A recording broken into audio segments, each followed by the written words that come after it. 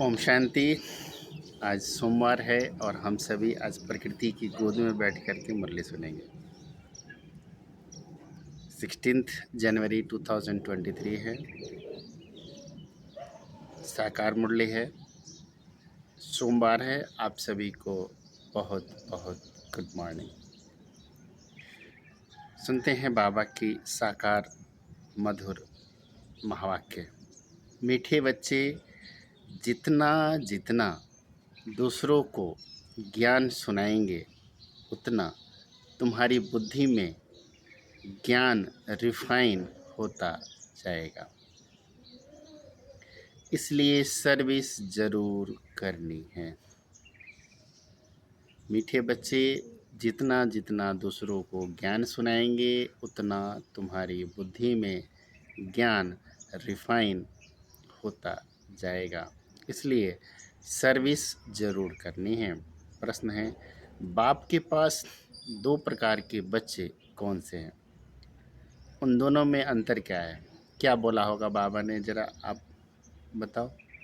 बाप के पास दो प्रकार के बच्चे कौन कौन से हैं? समीक्षा, कौन कौन से बच्चे हैं दो प्रकार के? अच्छे और बुरे, अच्छे और बुरे। बाबा ने क्या बोला होगा? उत्तर है, बाप के पास एक हैं लगे बच्चे अर्थात सौतेले बच्चे, दूसरे हैं सगे अर्थात मातेले बच्चे। लगे सौतेले समझते हैं ना? मातेले का मातेले मतलब जो जिसके अपने मम्मी पापा होते हैं, और सौतेले जिनके अपने मम्मी पापा नहीं होते हैं। जैसे किसी के दुनिया में ना, किसी के मम्मी पापा दूसरी शादी कर लेते हैं ना, तो क्या होता हो, जो उनके बच्चे होते हैं उसको मम्मी पापा तो कहते हैं, लेकिन उनका जो रिलेशन होता है दूर का हो जाता है। उनके अपने मम्मी पापा नहीं होते हैं ना, उसको सौतेले बच्चे कहते हैं। लगे बच्चे मुख से सिर्फ बाबा मम्मा कहते हैं, लेकिन श्रीमत पर पूरा नहीं चल सकते, पूरा पूरा बलिहार नहीं जाते। सगे बच्चे तो तन मन धन से पूर्ण समर्पण अर्थात ट्रस्टी होते हैं। कदम कदम श्रीमत पर चलते हैं। लगे बच्चे सेवा न करने के कारण चलते चलते गिर पड़ते हैं, संशय आ जाता है। सगे बच्चे पूरा निश्चय बुद्धि होते हैं। गीत है, बचपन के दिन भुला न देना, आज हंसे फिर कल रुला न देना। ओम शांति। बाप बच्चों को समझाते हैं। कौन सा बाप? वास्तव में दोनों बाप हैं। एक है रूहानी, जिसको बाबा कहा जाता है। दूसरा जिस्मानी, जिसको दादा कहा जाता है।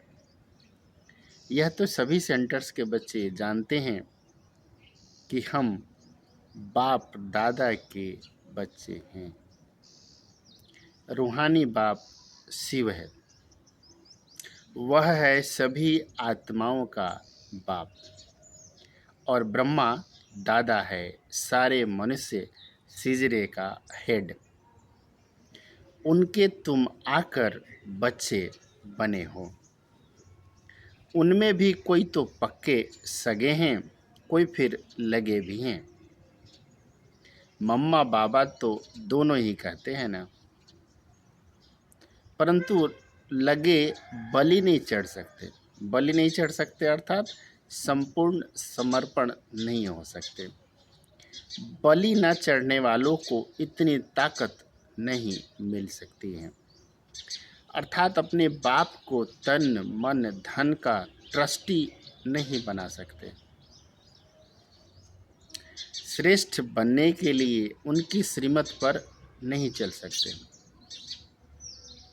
दुनिया में भी देखो ना, जो माँ बाप का कहना मानते हैं माँ बाप उनको बहुत प्यार करते हैं, और जो माँ बाप का कहना नहीं मानते हैं उनका माँ बाप कुछ भी नहीं करते, है ना?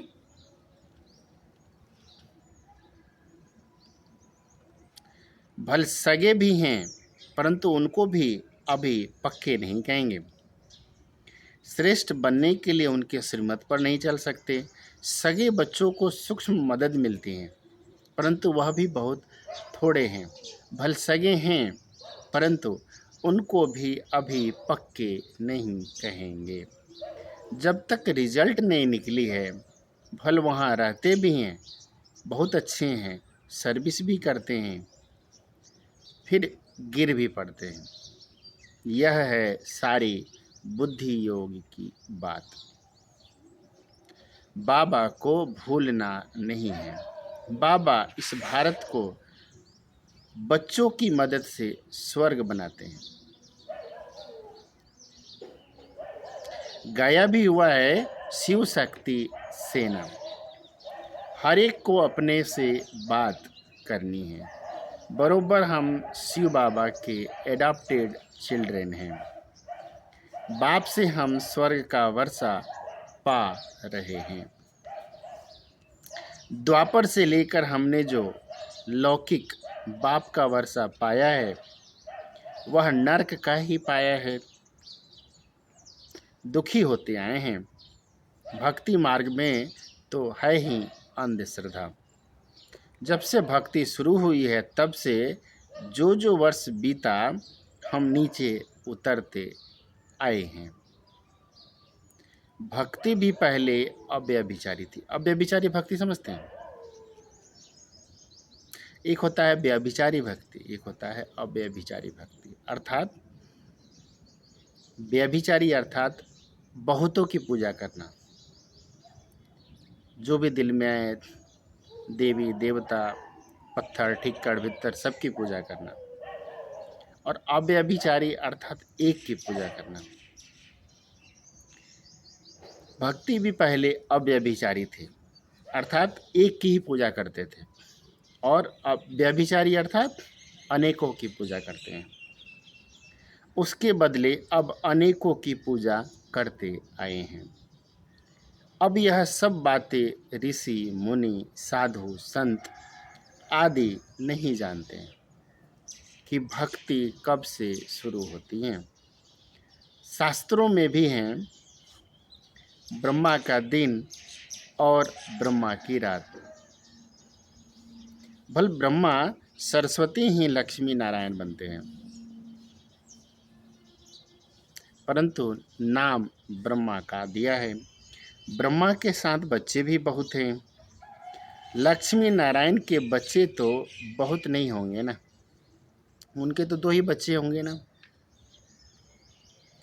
प्रजापिता भी उनको नहीं कहेंगे।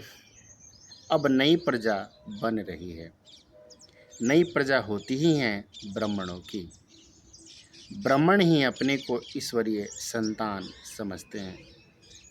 देवता तो नहीं समझेंगे ना, उनको चक्र का पता ही नहीं है।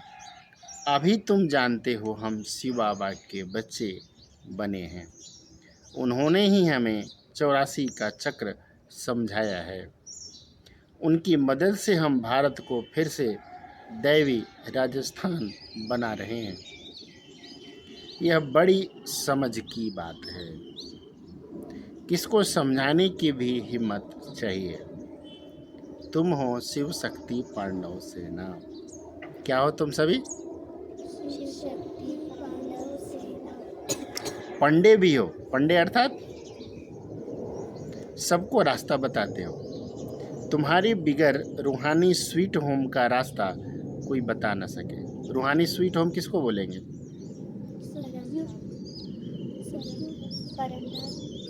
रूहानी स्वीट होम परम धाम है, शांति धाम है। एक है शांति धाम, दूसरा है सुख धाम। तो शांति धाम हो गया परम धाम। शांति धाम और परम धाम एक ही है। शांति धाम परम धाम एक ही है। और सुख धाम हो गया सतयुग।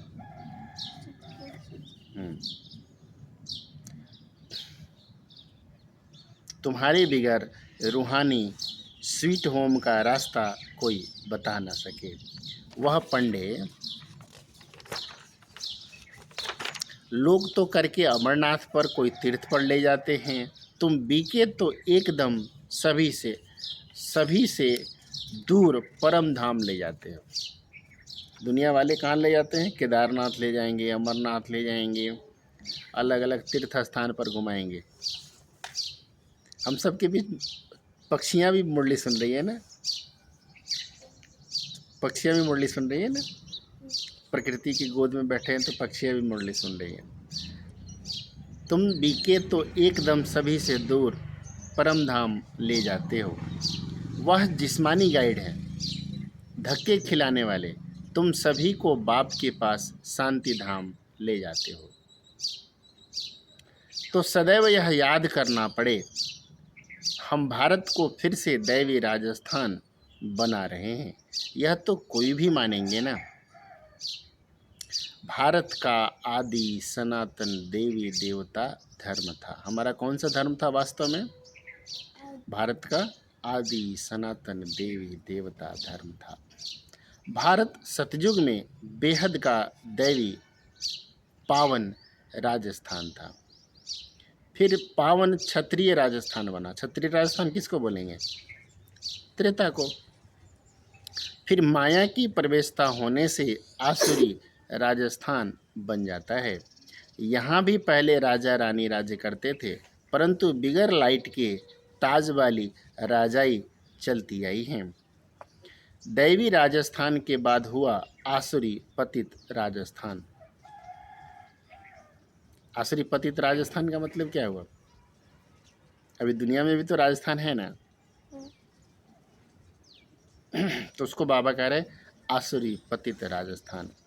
अभी तो पतित प्रजा का स्थान है, अभी तो राजा भी नहीं है। अभी कौन है? प्रजा स्थान है, पंचायती राजस्थान स्थान है, पंचायती राजस्थान है। वास्तव में इनको राजस्थान कह नहीं सकते, परंतु नाम लगा दिया है। राजा ही तो है नहीं, तो फिर राजस्थान कहेगा। यह भी ड्रामा बना हुआ है। यह लक्ष्मी नारायण के चित्र तुमको बहुत काम आएंगे।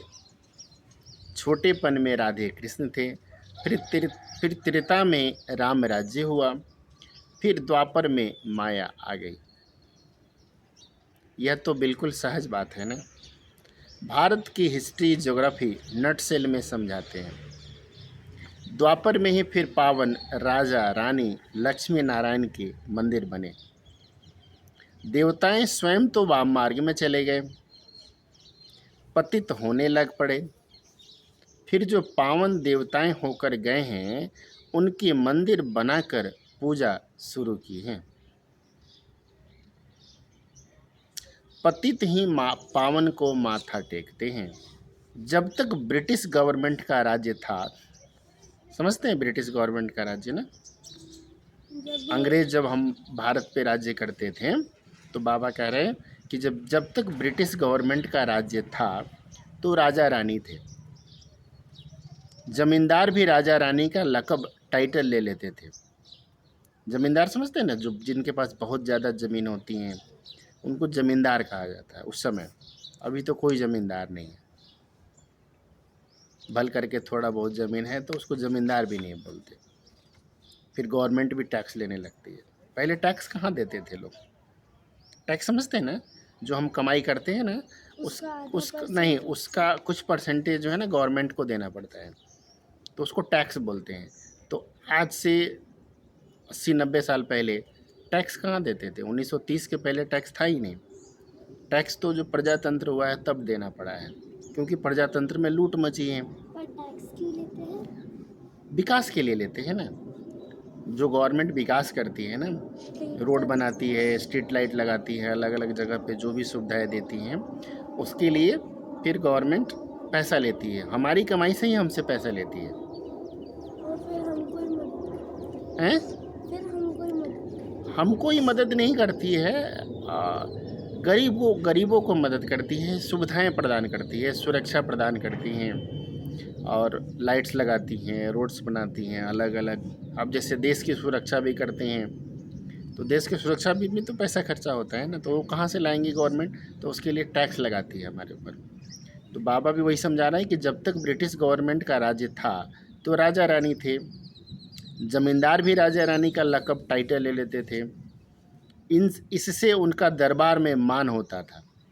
पहले दरबार लगते थे, राजा बैठते थे सिंहासन पर और मंत्री और आजू बाजू में प्रजा। जो भी प्रजा, मतलब प्रजा नहीं, जो बड़े लोग होते थे वो बैठते थे। प्रजा तो ज़मीन पे बैठ सामने बैठती थी। अभी तो कुछ है ही नहीं, अभी तो कोई राजा नहीं है। पीछे जब आपस में लड़े हैं ना, तब मुसलमान आदि आए हैं।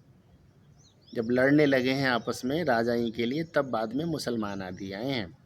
अभी तुम बच्चे जानते हो, फिर से कलयुग का अंत आ गया है। ये दुनिया फिर से खत्म होने का समय आ गया है। विनाश सामने खड़ा है। बाप फिर से राजयोग सिखला रहे हैं, कैसे स्थापन होती है, सो तो तुम जानते हो ना। फिर यह हिस्ट्री ज्योग्राफी मिट जाती है। फिर भक्ति में वो लोग अपनी गीता बनाते हैं, उसमें बहुत फर्क पड़ जाता है। भक्ति के लिए उन्हों को देवी देवता धर्म का पुस्तक जरूर चाहिए ना, सो ड्रामा अनुसार गीता बना दी है। ऐसे नहीं, भक्ति मार्ग की उस गीता से कोई राजाई स्थापन करेंगे, वह नर से नारायण बनेंगे। मतलब एक तो गीता बनी थी द्वापर में, अब उस गीता को भी लोगों ने, अलग अलग लोगों ने मिलकर के खंडित कर दिया, फिर अपने अपने नाम से गीता निकाल दिया, है ना। गीता सर्वशास्त्र शिरोमणि है ना, उसके ऊपर भी अलग अलग गीता बना दी।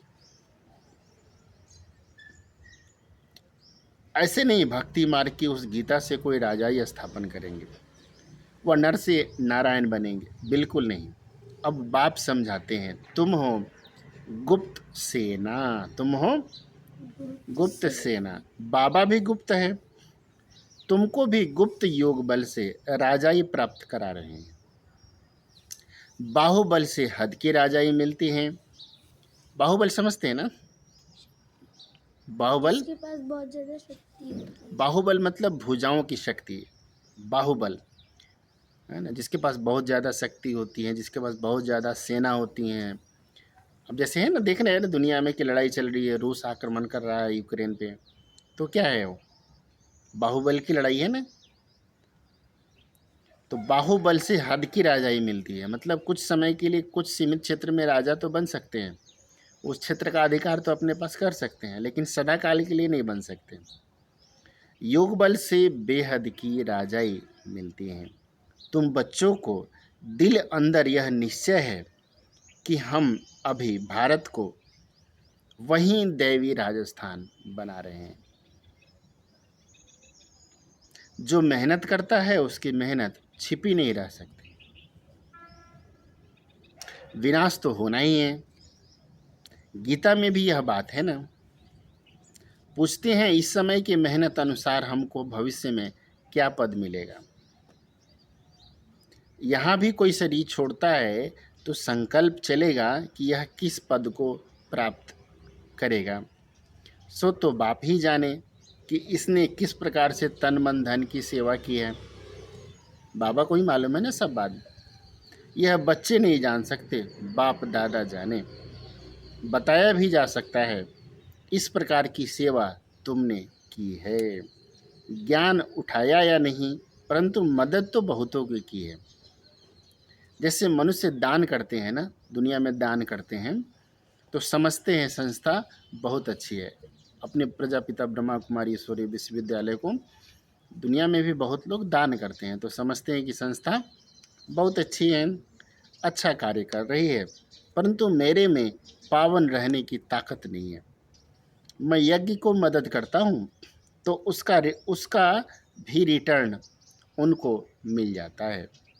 जैसे मनुष्य कॉलेज बनाते हैं ना, हॉस्पिटल बनाते हैं, औरों के लिए बनाते हैं ना, ऐसे नहीं कहेंगे कि मैं बीमार पड़ूं तो हॉस्पिटल में जाऊं। कोई हॉस्पिटल बनाएगा तो ये थोड़ी ना सोच के बनाएगा कि मैं बीमार पड़ूं तो हॉस्पिटल में जाऊं, है ना। जो कुछ बनाते हैं दूसरों के लिए बनाते हैं, तो उसका भी फल मिलता है। उसको दान कहा जाता है। उसको क्या कहा जाता है? दान। दान कहा जाता है। यहाँ फिर क्या होता है? आशीर्वाद देते हैं, तुम्हारा लोक परलोक सुहेला हो। सुहेला अर्थात सुखी हो। लोक और परलोक सो तो इस संगम युग की बात है ना। यह है मृत्यु लोक का जन्म और अमर लोक का जन्म, दोनों सफल हो। मतलब इस कलयुग के अंत जन्म में भी आपका जो भी समय है, जन्म है, शरीर है, सब सफल हो, और आगे तो सतयुग में जो जन्म होना है वो भी सफल हो। बहुत हैं जो ज्ञान नहीं उठा सकते हैं, कहते हैं बाबा हमारे में हिम्मत नहीं है, और हम क्या कहेंगे, बाबा हम आपकी श्रीमत पर चलते हैं, चल रहे हैं, मुरली सुनते हैं, है ना, कहेंगे ना। बाकी मदद कर सकते हैं तो बाप बताएंगे तुम इतना धनवान बन सकते हो, कोई भी बात हो तो पूछ सकते हो। फॉलो फादर करना है तो पूछना भी है उनसे। इस हालत में हम क्या करें, श्रीमत देने वाला बाप बैठा है, उनसे पूछना है, छिपाना नहीं है। वास्तव में ऐसे मोस्ट बिलवेड बाप के साथ तो इकट्ठा रहना चाहिए ना, साजन को चटक जाना चाहिए। कौन है साजन? शिव बाबा है ना। चटक जाना चाहिए अर्थात चिपक जाना चाहिए।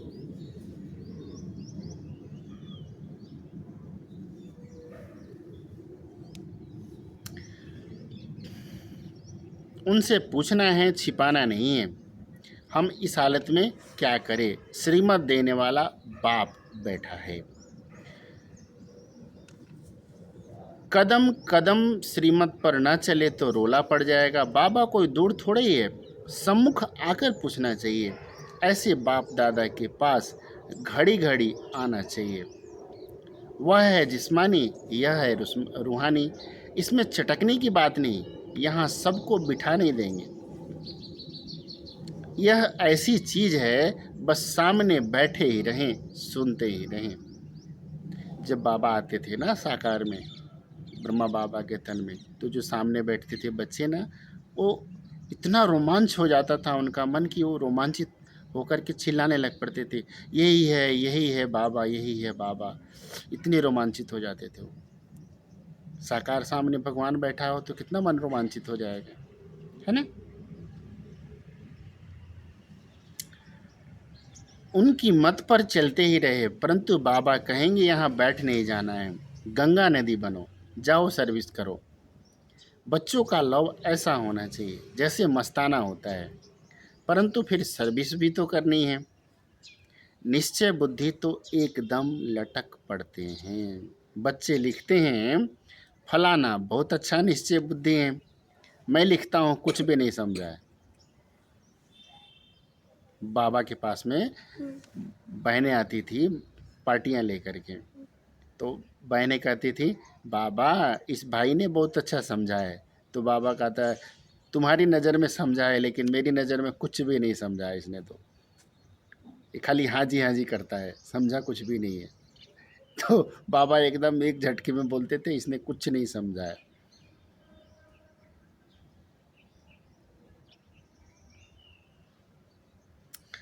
अगर निश्चय बुद्धि है, अगर निश्चय बुद्धि है कि स्वर्ग का मालिक बनाने वाला बाप आ गया है, तो एक सेकंड भी मिलने बिगर रह ना सके। बच्चियां, बहुत ही बच्चियां हैं जो तड़पती हैं, फिर घर बैठे उनको साक्षात्कार होते हैं ब्रह्मा और श्री कृष्ण का। निश्चय हो कि बाप परम धाम से हमें राजधानी देने आए हैं, तो फिर आकर बाबा से मिले। ऐसे भी आते हैं, फिर समझाया जाता है कि ज्ञान गंगा बनो, प्रजा तो बहुत चाहिए, राजधानी स्थापन हो रही है। यह चित्र समझाने लिए बहुत अच्छा है। तुम भी किसको भी कह सकते हो कि हम फिर से राजधानी स्थापन कर रहे हैं। विनाश भी सामने खड़ा है, मरने से पहले बाप से वर्षा लेना है। सभी चाहते हैं वन ऑलमाइटी गवर्नमेंट हो। अब सब मिलकर एक थोड़े ही ना हो सकते हैं। अब सब मिलकर एक थोड़ी ना बन सकते हैं। एक राज्य था जरूर जिसका गायन भी है। सतयुग का नाम बहुत बाला है, फिर से उसकी स्थापना हो रही है। कोई इन बातों को झट मानेंगे, कोई नहीं मानेंगे। 5000 वर्ष पहले लक्ष्मी नारायण का राज्य था, फिर इन राजाओं का राज्य होगा। इन राजाओं का राज्य हो गया, राजाएं भी अब पतित हो गए हैं ना। अब फिर पावन लक्ष्मी नारायण का राज्य होगा। तुम्हारे लिए तो समझाना बहुत ही सहज है। हम दैवी राजधानी स्थापन कर रहे हैं, शिव बाबा की श्रीमत से और उनकी मदद से। शिव बाबा से शक्ति भी मिलती है, यह नशा रहना चाहिए। तुम वॉरियर्स हो, वॉरियर्स अर्थात योद्धा हो, युद्ध करने वाले हो। कौन सी युद्ध करने वाले, हिंसक या अहिंसक? हिंसक या अहिंसक? हम सभी अहिंसक युद्ध करने वाले हैं ना, माया से युद्ध करने वाले हैं। मंदिरों में भी तुम जाकर समझा सकते हो, तो स्वर्ग की स्थापना जरूर रचयिता द्वारा ही होगी ना। तुम जानते हो बेहद का बाप एक है। तुम्हारे सन्मुख तुमको ज्ञान श्रृंगार कर रहे हैं, राजयोग सिखला रहे हैं। वो गीता सुनाने वाला कभी राजयोग सिखला न सके। यह अभी तुम बच्चों की बुद्धि में नशा चढ़ाया जाता है। बाबा आया है स्वर्ग की स्थापना करने। स्वर्ग में है ही पावन राजस्थान। मनुष्य तो लक्ष्मी नारायण के राज्य को ही भूल गए हैं। अब बाप सन्मुख बैठ समझाते हैं। तुम कोई भी गीता पाठशाला आदि में चले जाओ, सारी हिस्ट्री, ज्योग्राफी अथवा 84 जन्मों का समाचार कोई सुना ना सके। लक्ष्मी नारायण के चित्र साथ राधे कृष्ण का भी हो तो समझाने में सहज होगा। यह है करेक्ट चित्र। लिखत भी उनकी अच्छी हो। तुम्हारी बुद्धि में सारा चक्र याद है, साथ में चक्र को समझाने वाला भी याद है। बाकी निरंतर याद के अभ्यास में मेहनत बहुत है। निरंतर याद ऐसी पक्की हो जो अंत में कोई कीचड़ पट्टी याद ना आए। बाप को कभी भूलना नहीं है। छोटे बच्चे बाप को बहुत याद करते हैं, और फिर बच्चा बड़ा होता है तो धन को याद करते रहते हैं। पापा से इतना धन मिल जाए, पापा से इतना धन मिल जाए, ये प्रॉपर्टी मिल जाए। छोटे में बाप को याद करते हैं, और बड़े हो जाते हैं तो धन को याद करते हैं। तुमको भी धन मिलता है ना, जो अच्छी रीति धारण कर फिर दान करना चाहिए। पूरा फिलैंथ्रोपिस्ट बनना है, दान करने वाला। मैं सन्मुख आकर राजयोग सिखाता हूँ। वह गीता तो जन्म जन्मांतर पढ़ी, कुछ भी प्राप्ति नहीं हुई।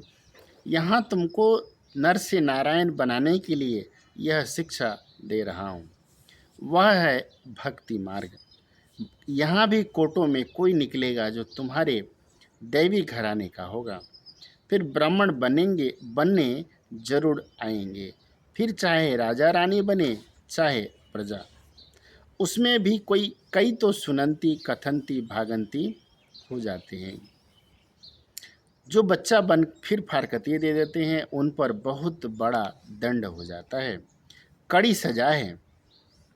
इस समय कोई कह नहीं सकता कि हम निरंतर याद करते हैं। अगर कोई कहे तो चार्ट लिखकर भेजे तो बाबा सब समझ जाएंगे। भारत की सेवा में ही तन मन धन लगा रहे हैं। लक्ष्मी नारायण का चित्र हमेशा पॉकेट में पड़ा हो। बच्चों को बहुत नशा होना चाहिए, बच्चों को बहुत नशा होना चाहिए। सोशल वर्कर्स तुम्हारे से पूछते हैं, तुम भारत की क्या सेवा करते हो? बोलो, हम अपने तन मन धन से भारत को दैवी राजस्थान बना रहे हैं। ऐसी सेवा और कोई कर नहीं सकता। तुम जितनी सर्विस करेंगे उतनी तुम्हारी बुद्धि रिफाइन होती जाएंगी। ऐसे भी बहुत हैं जो ठीक रीति नहीं समझा सकते हैं, तो बदनाम होता है। कोई कोई में क्रोध का भूत भी है, तो यह भी डिस्ट्रक्टिव काम किया ना। डिस्ट्रक्टिव अर्थात तोड़ने वाला, खराब करने वाला। उनको कहेंगे तुम अपना मुंह तो देखो, तुम लक्ष्मी या नारायण को वरने लायक हो। ऐसे जो आबरू अर्थात इज्जत गंवाने वाले बच्चे हैं, वह क्या पद पाएंगे। वह प्यादों की लाइन में आ जाते हैं। तुम भी सेना हो ना। अच्छा, मीठे मीठे सिकिले दे बच्चों प्रति माता पिता बाप दादा का याद प्यार और गुड मॉर्निंग। रूहानी बाप की रूहानी बच्चों को नमस्ते। हम रूहानी बच्चों की रूहानी माता पिता बाप दादा को याद प्यार गुड मॉर्निंग और नमस्ते। नमस्ते बाबा। धारणा के लिए मुख्य सार है, अविनाशी ज्ञान रत्नों का महादानी बनना है। तन मन धन से भारत को स्वर्ग बनाने की सेवा करनी है। कोई भी डिस्ट्रक्टिव विनाशकारी कार्य नहीं करना है। निरंतर याद के अभ्यास में रहना है।